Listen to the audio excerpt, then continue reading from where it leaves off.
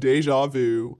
Omid Scobie's new book is set to hit shelves on Tuesday, and we're wondering, does it contain even more lies than the last book? From the excerpts we have seen, it looks like Meghan and Harry's favorite mouthpiece is going to be retelling some old lies, as well as making up some entirely new ones. Hello everyone, welcome back to the King YouTube channel.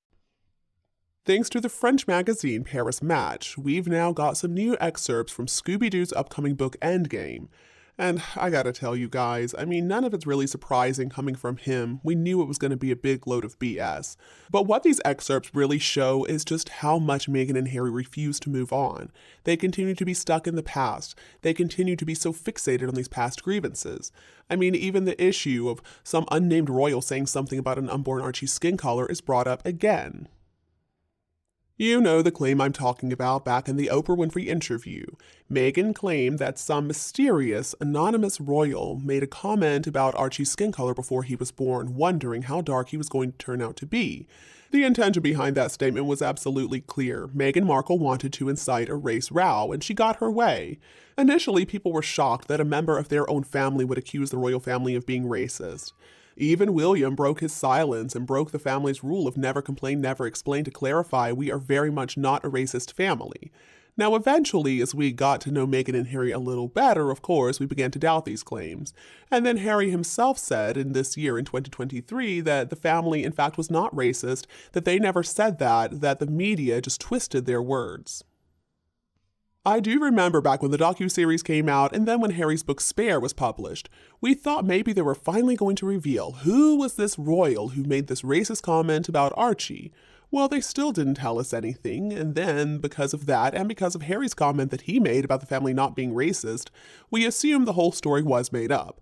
Honestly, I think that is still a safe assumption, but according to Scooby-Doo, it really happened, and it wasn't only one person who made a comment, it was two people. As the Mail Online reports, Meghan had claimed in the TV special that an unnamed member of the royal family spoke about how dark his skin might be when he's born. But the Sun reports that a second member of the royal household, who may or may not be a member of the royal family itself, also made similar comments. The two people are not named in Scooby-Doo's book, which is subtitled Inside the Royal Family and the Monarchy's Fight for Survival. And Scooby-Doo claims that he knows who the people are, but he can't tell anybody because, quote, laws in the United Kingdom prevent me from reporting who they were. Well, I think the late Queen said it best when she said her infamous statement, recollections may vary.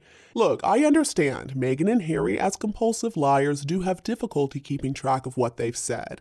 It's not helped by all the alcohol and the marijuana consumption either. But still, it wasn't that long ago that Harry claimed he and Meghan never said the royal family was racist, that their words were just twisted by the media, and the media made up the whole thing. So what is going on now? Who are we supposed to believe here? What Harry said a few months ago, or what Scooby-Doo is writing in his book Endgame, which clearly was supplied to him by Meghan and Harry themselves? Scooby-Doo claims, though, that he knows what was in these letters that were shared between Meghan and Charles in the spring of 2021, right after that Oprah Winfrey interview. So in the book, he says that Meghan believed unconscious bias and ignorance inside the royal family needed to be tackled, according to The Sun. And apparently Charles was trying to defend the family. The Sun reports, in return, Charles wanted his letters to express he felt no ill will or casual prejudice had been involved. In writing back to his daughter-in-law, Charles wanted to clear up something he felt strongly about, according to this book. And it's going to claim there are no hard feelings about the specific incident, but many other concerns remain unresolved. Let's call this what it is. This is a threat from Meghan Markle. This is her MO. She loves to do this. She'll make up some claim and she won't really be able to give the details. She claims that she wants to protect the people involved. Yeah, right, Meghan. You don't want to protect them. You want to let them know that you're willing to spill some dirt on them to whoever is going to pay you the most money. That's exactly what this is all about. You want them to give in to your ridiculous demands, or else you're going to continue to hold this blackmail over their heads. And it doesn't matter if the allegations are true or not, that's never stopped her before. Because she is a malignant narcissist, Meghan Markle is obsessed with the idea of having power over other people. She has to have the control. And she believes that issuing these thinly veiled threats gives her some sort of power over the royal family and the firm. But it doesn't. According to the Paris Match, Scooby-Doo also details exactly why Meghan doesn't want to come back to the UK ever again. Quote, same frosty atmosphere during the funeral. Meghan, black hat on her head and moist eyes, feels ignored by all the members of the firm, as if for her part she had nothing to reproach herself for. According to Omid Scobie, she never wants to set foot again in this England where she never felt at home. Moreover, last May, she did not deign to travel for the coronation, reason given, the 4th birthday of his son Archie in Santa Barbara. The truth is that the American actress, made famous by a television series, refuses to dive back into the soap opera. We would like to add the old soap opera of the court. I don't like to use foul language on this program, but honestly, guys, Meghan Markle is a shit stirrer. There's no other word for it. I mean, she likes to stir up all these problems, all this drama, and then she walks away saying, oh no, I can't be a part of anything like that. Meghan, you started all the drama. What is she talking about? She doesn't want to go and get back into it? I mean, she is the drama. The drama follows her wherever she goes. Has she not noticed that? It also looks like they are continuing to promote this lie that Meghan Markle is somehow in touch with the king. Quote, however, the link would not be completely broken.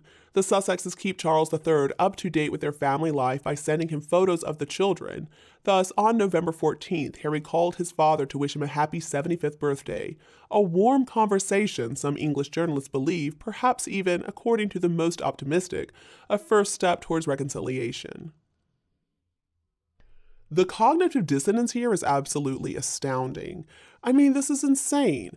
We already know King Charles was insulted by the way Harry and Meghan told the media about this phone call. We're still not convinced it even happened, but they continue to perpetuate this absurd lie that King Charles is reconciling with Meghan and Harry, that he's going to invite them for Christmas, that Meghan sends him videos of the invisible children all the time, even though we already know the king doesn't even have a cell phone. Scooby-Doo also claims that it was Princess Anne who persuaded her brother King Charles to evict Harry and Meghan from Frogmore Cottage.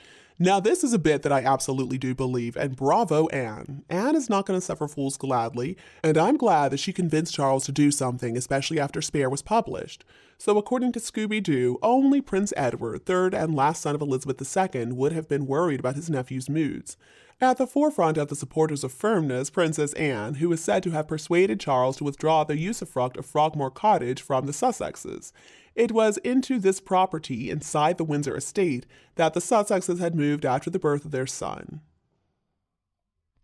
I can only assume that Scooby-Doo included this information to try to make Princess Anne and King Charles look bad, but it truly has the opposite effect.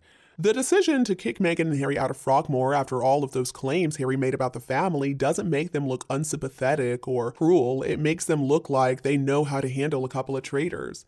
I mean, Meghan and Harry don't deserve anybody's sympathy after what they said. In fact, I think the rest of the family and the people of the UK deserve much more sympathy than those two. Alright guys, I'm going to have to wrap up part 1 of this video series, but I'm going to be back for part 2.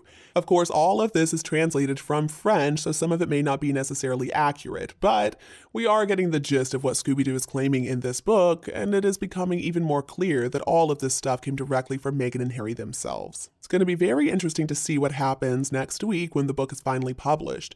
Will the royal family fight back? They certainly have the grounds to file a lawsuit, or will they maintain their dignified silence as always? The only way to know is to stay tuned.